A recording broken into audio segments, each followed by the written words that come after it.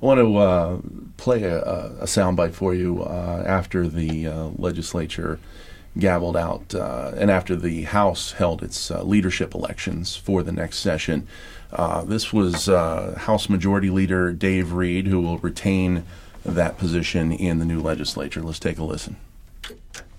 You know, there are some challenges ahead of us, and we're going to have to find a way to balance a budget, not just this year, but next year. And that may take a broader conversation on what we expect government to look like in Pennsylvania, restructuring the government as we know it, but working together to work through those particular solutions.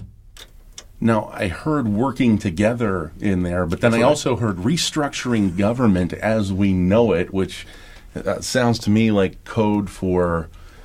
Well, I don't know what it's code for. It's code for something, but it sounds like they're going to play hardball with you again. And I heard Leader Reed say that he wanted to work together, which I think is a great thing. And I think he and I have worked together, and Speaker Turzai and I, and President Scarnati and Leader Corman and I have worked together to get some things done. I think if you look at the results of last year, we got a budget on time. We actually, over the last 2 years, have invested more in education at all levels than I think most governors have in the history of the Commonwealth.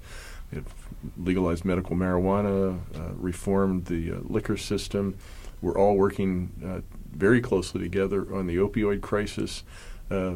We almost got 100% of the unemployment compensation reform done. I mean, some really remarkable things in just a short time. So I'm hoping that his comments are more on the let's work together, and that the restructuring was, government is different now than it was 100 years ago, and it's got to continue to adjust itself to the possibilities of a 21st century, the technology, and the expectations of people, and I think that's right. But working together is the thing I heard in his comments, and I applaud that.